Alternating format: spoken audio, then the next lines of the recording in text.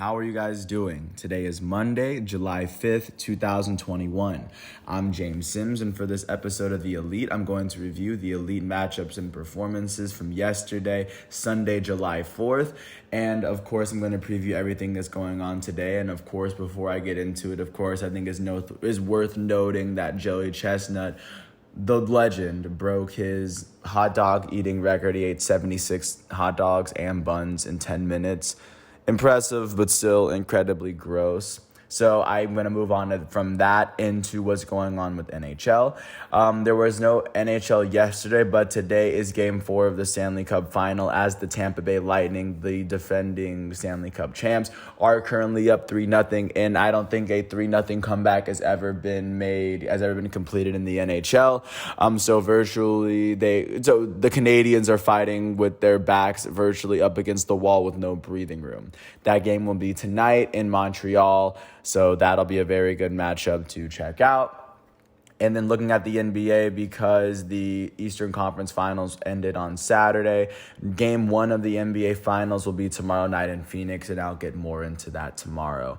But looking out to what's going on in the MLB, looking at what's been going on with 4th of July baseball, starting off in our nation's capital, the Washington Nationals would host the defending World Series champs, the Los Angeles Dodgers, and the Dodgers would pick up a 5-1 win after scoring 4 of their 5 runs in the last 3 innings. For the Washington Nationals, the start and the loss would go to Joe Ross. He allowed 3 earned runs in 6.2 innings pitched as he struck out 11 batters on the day. With this loss, he's 5-8 as a starting pitcher on the year. In their batting lineup, their third baseman, Starlin Castro, would go 2 for 4 with an RBI. Also, their shortstop, who in this matchup was Alcides Escobar, would end up going 3 for 4 for the day. For the defending champs, the start would be given to Garrett Cleavinger. Cleavinger would allow no earned runs and only 1 hit in 1 inning pitched as he struck out 1. The win would go to their relief pitcher, former American League Cy Young winner David Price, as he allowed no earned runs and only 2 hits in 2 innings pitched as he struck out 3 on the day. With this win, David Price is now 4-0 on the season. In their batting lineup, their first baseman Max Muncy would go 2 for 5 with 3 RBIs. Their shortstop Gavin Lux would go 3 for 4 with 2 runs also for himself. With this win, the Los Angeles Dodgers are now 53-31. That is the second best record in the National League West. They have now won their last 9 games and, of course, 9 of their last 10. They now trail the San Francisco Giants by half a game in the division, and they are currently holding on to the top National League wildcard spot as they sit 4 games ahead of their division rivals, the San Diego Padres. With this loss, the Washington Nationals are now 40-42. That is currently the third best record in the National League East, as they have now lost their last 4 games, and they now have lost 6 of their last 10. They now trail the New York Mets by 4 games in the division at the moment. Jumping out to Philadelphia, the Philadelphia Phillies hosted the San Diego Padres. The Padres were able to beat the Phillies 11-1, as 6 of their runs would come in the 9th inning. For the Philadelphia Phillies, the start and the loss will go to Vince Velasquez. He allowed 5 earned runs in 6 innings pitched as he struck out 4. With this loss, Velasquez is 3-3 on the season, and in their batting lineup, their catcher JT Realmuto would go 2 for 4 with an RBI and a run. That would be his 8th home run of the season. And additionally, for the San Diego Padres, the start will go to Blake Snell. Snell would allow no earned runs in 4 innings pitched as he struck out 3 on the day. The win will go to the Padres' first relief pitcher, Austin Adams, as he allowed no earned runs in 1 inning pitch. He was unable to strike out any batters, but with his win, he's 3-2 on the year. In the Padres batting lineup, their elite shortstop, Fernando Tatis Jr., would go 2 for 4 with 2 runs. Their second baseman, Jake Cronenworth, would go 2 for 3 with 2 runs. Their elite third baseman, Manny Machado, would end up going 2 for 2 with 3 walks, as he finished with 5 RBIs and 3 runs. His 2 hits would be his 14th and 15th home runs of the season. Their right fielder, Jurickson Profar, would go 4 for 5 with a run. And then with this win, the San Diego Padres are now 50-36. They are the 3rd team in the National League West and the 4th team in the entire National League to cross the 50-win threshold. They have won 6 of their last 10 games. They now trail the San Francisco Giants by 4.5 games in the division, and they currently trail the Los Angeles Dodgers by 4 games for the first wild card spot, as they are currently sitting 5.5 games ahead of the Cincinnati Reds for the second wild card spot at the moment. With this loss, the Philadelphia Phillies are now 39-42. That is the fourth best record in the National League East, as they have lost 5 of their last 10. They now trail the New York Mets by 4.5 games in their division. Jumping out to Pittsburgh, the Pittsburgh Pirates hosted the Milwaukee Brewers, and the Pirates were able to pull off a win. They were able to pull off a 2-0 home win to beat the Brewers. For the Milwaukee Brewers in this matchup, the start and the loss will go to Freddie Peralta. He allowed 2 earned runs in 6 innings pitched as he struck out 7. With this loss, he's 7-3 on the year. In their batting lineup, nobody on the team would finish with more than 1 hit, and a lot of that can be attributed to great pitching for the Pittsburgh Pirates. For the Pirates, the start and the win went to Tyler Anderson. Anderson allowed no earned runs and only 3 hits in 7 innings pitched as he struck out 6. With this win, Tyler Anderson is 4-8 on the year, and the save would go to Rich Rodriguez. Rodriguez would allow no earned runs in 1 inning pitched. That was his 11th save of the year. In their batting lineup, nobody on the team would finish with more than 1 hit, but their shortstop, Kevin Newman, would end up hitting his 3rd home run of the season. He went 1-for-4 with an RBI and a run.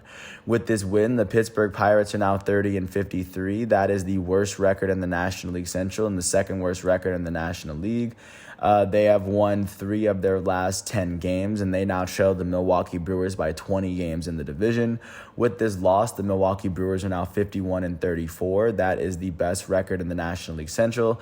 They are currently holding on to the 2nd seed in the National League at the moment, as this is the first game they've lost in their last 10. They now sit 7 games ahead of the 2nd place Cincinnati Reds, following their, they came off of an 11-game win streak. But moving on, jumping out to Buffalo, the Toronto Blue Jays hosted the Tampa Bay Rays. The Rays, the former American League champs, would end up beating the Blue Jays 5-1 after the Blue Jays led for the first 4 of the first 5 innings of the game. For the Toronto Blue Jays, the start and the loss will go to Robbie Ray. He allowed 2 earned runs in 7 innings pitched as he struck out 6. With this loss, he's 6-4 on the season, and in their batting lineup, their shortstop Bo Bichette would end up going 2-for-4 on the season. For the Tampa Bay Rays, the start and the win would end up going to Ryan Yarbrough. Yarbrough would allow 1 earned run in 5 innings pitched as he struck out 5 on the season. With this win, he is 5-3. Like I said, with this win, he's 5-3 on the year. In their batting lineup, their elite third baseman Wander Franco would end up going 2-for-4 with an RBI and a run, as Franco hit his 2nd home run of the season and the 2nd home run of his career. Their first baseman Yandy Diaz would go 2-for-3 with 2 runs. Their left fielder Austin Meadows would end up going 3-for-4 with 2 RBIs. And with this win, the Tampa Bay Rays are now 48-36. That is the 2nd best record in the American League East, as they've won 5 of their last 10. They now trail the Boston Red Sox by 4.5 games in the division. They are currently sitting even with the Oakland A's for the 2 wild card slots, because the Rays have 1 less win and 1 less loss. They hold the 1 seed over the A's, sitting in the 2nd spot. With this loss, the Toronto Blue Jays are now 43-39. That is the 3rd best record in the American League East, as they've lost 4 of their last 10. They now trail the Boston Red Sox by 8.5 games in the division, and they now trail the A's and Rays by 4 games for one of the wild cards, for at least that 2nd wild card slot. Jumping out to Cincinnati, the Cincinnati Reds hosted the Chicago Cubs, and the Reds were able to pull up a 3-2 home win as 2 of their runs came in the 7th inning.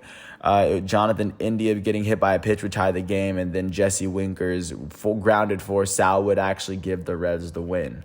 For the Chicago Cubs, the start went to Kyle Hendricks. He allowed 1 earned run in 6 innings pitched as he struck out 5. The loss will go to the Cubs' first relief pitcher, Dan Winkler. Winkler would allow 2 earned runs in .1 inning pitched, and he would blow his first save of the season. With this loss, he's 1-1 on the year. In their batting lineup, their catcher, Wilson Contreras, would end up going 2-for-5. Their first baseman, Anthony Rizzo, would go 2-for-4. Their elite shortstop, Javier Baez, would go 2-for-4 with an RBI. And then their center fielder, Jake Marisnick, would end up going 2-for-4 with a run. For the Cincinnati Reds, the start went to Wade Miley. He allowed 2 earned runs in 6.2 innings pitched as he struck out 3. The win would go to the Reds' first relief pitcher, Art Warren. Warren allowed no earned runs in .1 inning pitched. With his win, he's 2-0 on the year. And then the save would go to the Reds' closer, Amir Garrett. Garrett would allow no earned runs in .2 innings pitched. This would be his 6th save of the year. In their batting lineup, their catcher, Tucker Barnhart, would go 2 for 3 with an RBI. With this win, the Cincinnati Reds are now 43-40. That is the second best record in the National League Central, as they've won their last 4 games. They've won 6 of their last 10. They now trail the Milwaukee Brewers by 7 games in the division. They are currently the first team on the outside looking in of the wild card race, as they now trail the San Diego Padres by 5.5 games in the wild card race. With this loss, the Chicago Cubs are now 42-42. That is the third best record in the National League Central. They have now lost their last 9 games and 9 of their last 10. They now trail the Milwaukee Brewers by 8.5 games in the division after being tied with them probably maybe less than a month ago. But regardless, that's where they sit at the moment. And then jumping out to Cleveland, the Cleveland Indians hosted the Houston Astros, and the Astros were able to beat the Indians 4-3 after going ahead in the 10th inning thanks to a Jason Castro RBI groundout. For the Cleveland Indians, the start would go to Cal Quantrill, as he allowed 3 earned runs in 5.1 innings pitched as he struck out 3. The loss would end up going to Emmanuel Clase. Clase would allow no earned runs in 2 innings pitched as he struck out 3. With his loss, he's 3-3 on the season. In their batting lineup, the only player with more than 1 hit was their right fielder, Harold Ramirez, and Harold Ramirez would end up going 2 for 4 on the day. For the Houston Astros, the start would go to former American League Cy Young winner Zach Greinke. He allowed 3 earned runs in 7.2 innings pitched as he struck out 8. The win would end up going to the Houston Astros' first relief pitcher, Blake Taylor. Taylor allowed no earned runs in 1.1 inning pitched, and then the save would end up going to their closer, Brooks Raley.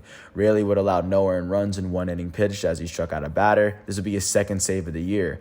In their batting lineup, their right fielder, Chas McCormick, would end up going 2 for 5 with 3 RBIs in a run. He was the only player on the Astros with more than 1 hit for himself. He hit his 10th home run of the season as well. With this win, the Houston Astros are now 52-33. That is the best record in the American League West. They are currently holding on to the 2nd seed in the American League, as they have the 2nd best record behind the Boston Red Sox. The Astros have won their last 4 games, and they've won 5 of their last 10. They now sit 3.5 games ahead of the 2nd place Oakland Athletics in the division. With this loss, the Cleveland Indians are now 42-39. That is the 2nd best record in the American League Central. They have lost their last 6 games, and they've lost 8 of their last 10. They now trail the Chicago White Sox by 6 whole games in the division. Jumping out to Detroit, the Detroit Tigers host the Chicago White Sox, and in this matchup, the Tigers would end up beating the White Sox 6-5, despite the White Sox 3 runs in the 9th inning. It just wouldn't be enough. For the White Sox, the start and the loss would go to Lucas Giolito. He allowed 6 earned runs in 5 innings pitched as he struck out 5. With this loss, Giolito is 6-6 on the year. In their batting lineup, their elite shortstop, Tim Anderson, would go 3 for 5 with 2 runs. Their elite first baseman, reigning American League MVP, Jose Abreu, would go 3 for 5 with 4 RBIs and 2 runs. Abreu would go on to hit his 14th home run of the season yesterday for himself. And then at third base, Jake Berger would end up going 2 for 3. For the Detroit Tigers, the start and the win would be given to Tyler Alexander. Alexander was the relief pitcher. The start for Detroit was given to Matt Manning. Matt Manning allowed 2 earned runs in 2.2 innings pitched. The win went to Tyler Alexander, the first relief pitcher. He allowed no earned runs in 2.1 innings pitched as he struck out 3.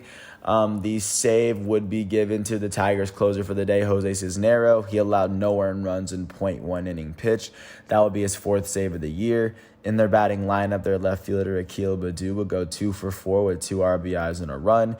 Their third baseman, Heimer Candelario, would go 3 for 4 with an RBI and 2 runs. Their catcher, Eric Haas, would go 2 for 4 with an RBI and a run. And then their second baseman, Harold Castro, would end up going 2 for 4 with an RBI. With this win, the Detroit Tigers are now 38-46. That is the 3rd best record in the American League Central. They have won their last 2 games, and they've won 6 of their last 10. They now trail the Chicago White Sox by 11.5 games in the division. With this loss, the Chicago White Sox are now 49-34. That is the best record in the American League Central. They have lost their last 2 games, and they've lost 4 of their last 10. They now sit 6 games ahead of the Cleveland Indians, just to give a sense of where they sit. Jumping out to Atlanta, the Atlanta Braves hosted the Miami Marlins and were able to pull off an 8-7 win, especially after they scored 4 runs in the 9th to tie the game, and then it'll be a Max Fried single up the middle to give them the win that they needed, their 41st of the year. For the Miami Marlins, the start was given to Zach Thompson. Zach Thompson would allow 3 earned runs in 6 innings pitched as he struck out 6.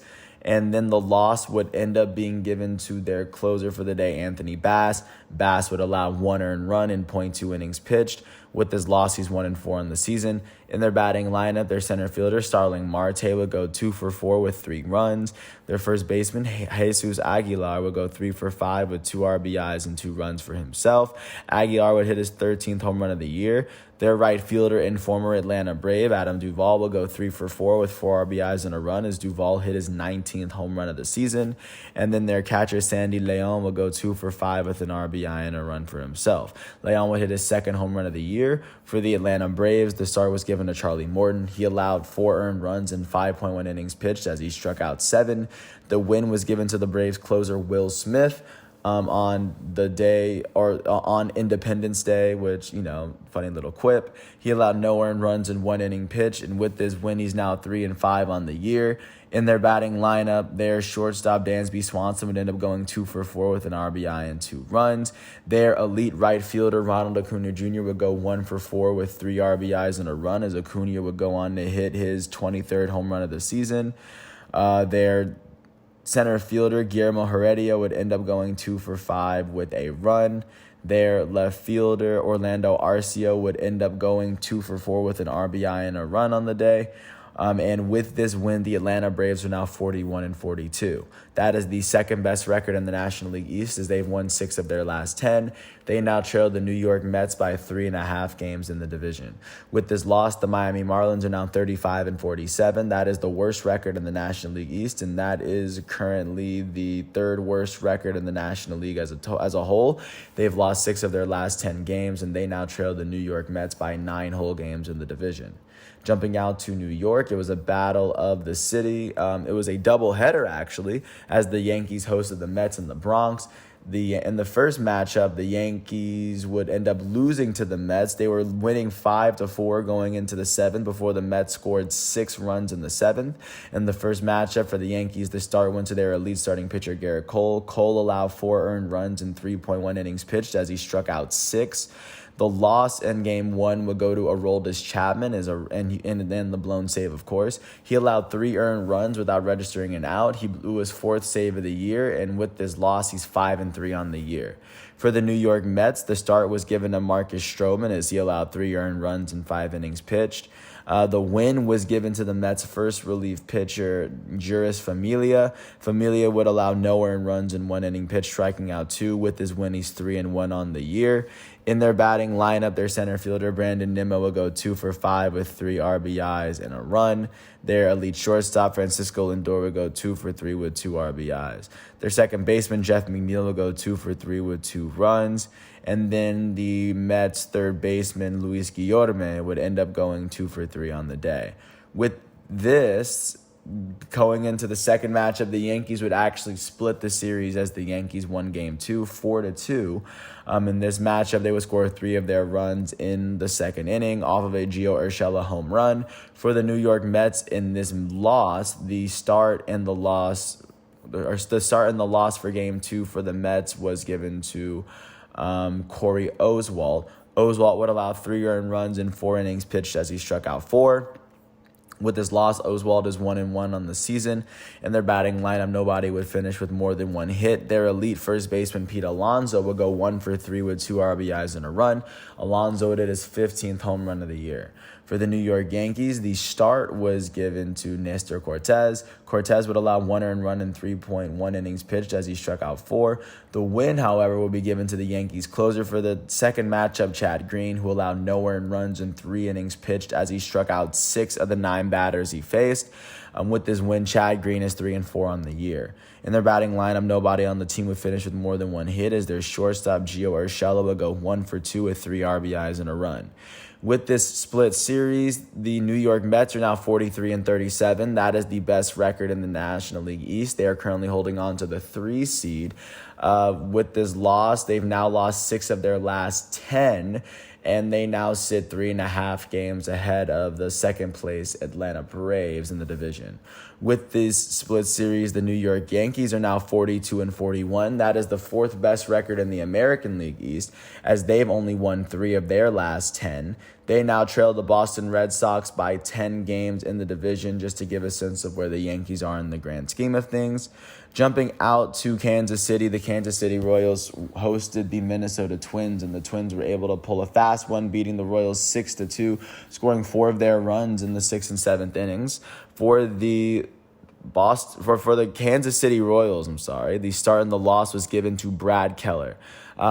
Keller would allow 2 earned runs in 6.1 innings pitched as he struck out 7. With this loss, Keller is 6-9 on the year. In their batting lineup, their center fielder, Jared Dyson, would end up going 2-for-4 with 2 RBIs. For the Minnesota Twins, the start and the win would go to Kenta Maeda, who allowed no earned runs in 6 innings pitched as he struck out 10. With this win, they're 4-3 on the year. In their batting lineup, their third baseman, Luis Arias, would end up going 3-for-4 with 3 runs. Their second baseman, Jorge Polanco, would end up going 2-for-5 with 2 RBIs and a run. He would hit his 10th home run of the season. Their left fielder, Trevor Larnach, would end up going 2-for-5 with 2 RBIs. With this win, the Minnesota Twins are now 34-48. That is the worst record in the American League Central. That is the 3rd worst record in the American League as well. With this win, they've won 3 of their last 10 games, and they now trail the Chicago White Sox by 14.5 games in the division. With this loss, the Kansas City Royals are now 35-48. That is the 4th best record in the American League Central. They have lost 8 of their last 10 games as they now trail the Chicago White Sox by 14 games in the division. Jumping out to Denver, the site of the All-Star game, the Colorado Rockies hosted the St. Louis Cardinals, and after the Rockies were trailing 2-1 going into the bottom of the 8th, Trevor Story's sacrifice fly would tie it up in the bottom of the 8th, and then Elias Diaz's walk-off single would give the Rockies their 37th win of the year. For the St. Louis Cardinals, the start went to Carlos Martinez. He allowed 1 earned run in 3.1 innings pitched as he struck out 2. The loss would go to the Cardinals closer, Alex Reyes. Reyes would go on to allow 1 earned run in 0.2 innings pitched as he struck out a batter. With this loss, Alex Reyes is 5-3 on the year. In their batting lineup, their second baseman, Matt Carpenter, would go 2-for-4 with a run. Their center fielder, Harrison Bader, would go 2-for-4 with 2 RBIs and a run as he hit his 6th home run of the year. For the Colorado Rockies, the start went to German Marquez. He allowed 2 earned runs in 6 innings pitched as he struck out 11. The win would go to the Rockies closer, Justin Lawrence. Lawrence would allow no earned runs in 1 inning pitched. With this win, Lawrence is 1-0 on the year. In their batting lineup, their left fielder, Raimel Tapia, would go 2-for-4 with a run. And with this win, the Colorado Rockies are now 37-48. That is the 4th best record in the National League West, as they've won their last 2 games and they've won 6 of their last 10. They now trail the San Francisco Giants by 17 games in the division. With this loss, the St. Louis Cardinals are now 41-44. That is the 4th best record in the National League Central. They've now lost their last 2 games and they've lost 5 of their last 10. They now trail the Milwaukee Brewers by 10 games in the division. Jumping out to Los Angeles, the Los Angeles Angels hosted the Baltimore Orioles, and the Angels were able to pull off a 6-5 home win after the Orioles were able to take the lead 5-4 in the top of the 9th off a Cedric Mullins home run. It will be a Juan Lagares RBI or a walk-off 2-run double from Juan Lagares to give the Angels their 42nd win of the year. For the Orioles on the night, the start was given to their starting pitcher, who for the day was Thomas Eshelman. Eshelman would allow 4 earned runs in 4 innings pitched as he struck out a batter. The loss on the day would go to the Orioles closer, Cole Sulser. Sulser would allow 2 earned runs in .1 inning pitched as he struck out a batter. With his loss, he's 2-1 on the year. In their batting lineup, their shortstop, Ramon Urias, would end up going 2-for-3 with an RBI and a run. Additionally, their pinch hitting center fielder, Cedric Mullins, would go 2-for-2 with 2 RBIs and a run as he hit his 5th home run of the season. For the Los Angeles Angels, the start was given to Patrick Sandoval. Sandoval would allow 2 earned runs in 5 innings pitched as he struck out 7. The win was given to their closer, Raisel Iglesias. Iglesias would allow 1 earned run in 1 inning pitched. With his win, he's 6-3 on the season. Their left fielder, Phil Gosselin, would be the only player on the team who had more than 1 hit as he went 2-for-4 with an RBI. Their elite third baseman, Anthony Rendon, would end up going 1-for-2 with a walk with an RBI and a run as he would hit his 6th home run of the season. With this win, the Los Angeles Angels are now 42-41. That is the 4th best record in the American League West. They've won their last 4 games, and they've won 6 of their last 10. They now trail the Houston Astros by 9 games in the division. With this loss, the Baltimore Orioles are now 27-57. That is the worst record in the American League East and the worst record in the American League. They have now lost their last 3 games and 6 of their last 10. They now trail the Boston Red Sox by 25.5 games in the division at the moment. Jumping out to Oakland, the Oakland Athletics hosted the Boston Red Sox, and the Red Sox were able to beat the Oakland A's 1-0. The only run of the game would come off of a double play from Rafael Devers, but regardless, that 1 run was what they needed to get win number 53. For the Oakland Athletics, the start and the loss went to James Kaprielian. He allowed 1 earned run in 7 innings pitched as he struck out 10. With this loss, Kaprielian is 4-3 on the season, and in their batting lineup, nobody on the team would finish with more than 1 hit. For the Boston Red Sox, the start and the win went to Nick Pivetta. Nick Pivetta would allow no earned runs in 7 innings pitched as he struck out 10. With his win, he's 7-3 on the year. And then the save will go to Matt Barnes, their closer. Barnes would allow no earned runs in 1 inning pitched as he struck out a batter, picking up his 19th save of the year. In their batting lineup, their right fielder, Alex Verdugo, was the only player who had more than 1 hit this game. He went 2-for-3 with the only run of the game being driven in by Rafael Devers. With this win, the Boston Red Sox are now 53-32. That is the best record in the American League East, and that is currently the best record in the American League, the 2nd best record in all of baseball behind San Francisco. They have now won their last 9 games, and they now sit 4.5 games ahead of Tampa Bay in the division. And with this loss, the Oakland Athletics are now 49-37. That is the 2nd best record in the American League West. They have now lost 6 of their last 10 games, and they now trail the Houston Astros by 3.5 games in the division. They are sitting even with the Tampa Bay Rays in the wild card as they have 1 more win and 1 more loss, so they're holding the number 2 spot. They sit 3.5 games ahead of the Seattle Mariners, who are just on the outside looking in.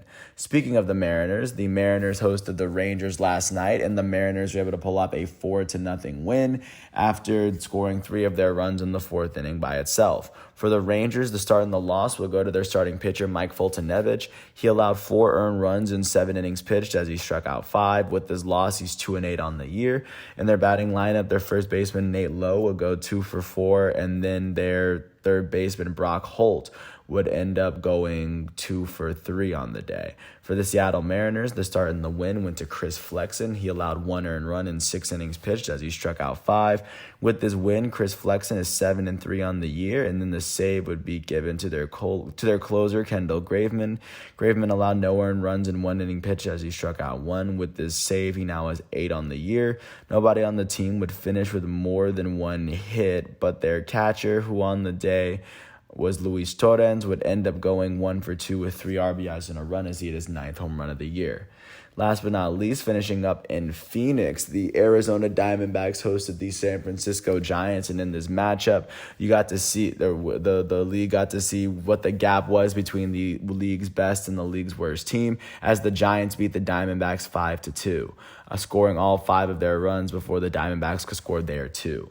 For the Diamondbacks, the start and the loss would be given to Caleb Smith. Caleb Smith would allow 5 earned runs in 6 innings pitched as he struck out 5. With this loss, he's 2-5 on the year. In their batting lineup, nobody on the team would finish with more than 1 hit. For the San Francisco Giants, the start and the win went to Anthony DeSclafani.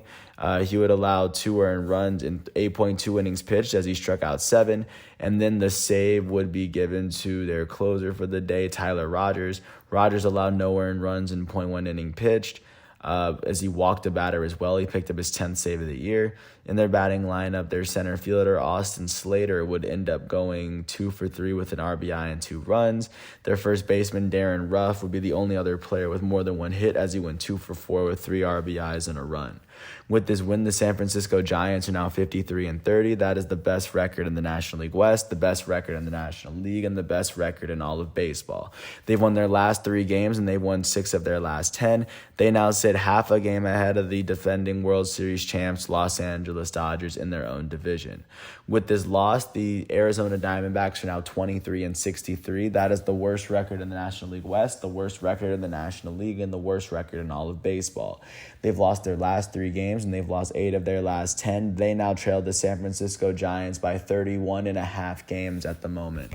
So right now, that is the gap between the best team and the worst team in all of baseball. And then last but not least, taking a look at what's been going on outside the continent, looking forward to what's going on today. Today will be Game 1 of the Copa America semifinals as Brazil is going to face off against Peru for a chance to get a chance to play in the Copa America final against the winner between Argentina and Colombia. But until then, I want to thank everyone for listening to all 31 minutes of this piece. I hope all is well. And once all of today's matchups are complete, I will come back tomorrow with another installment and another episode. Until then, thanks for listening to my piece. I hope all is well. And peace out. I'll catch you tomorrow. Don't forget to stay elite.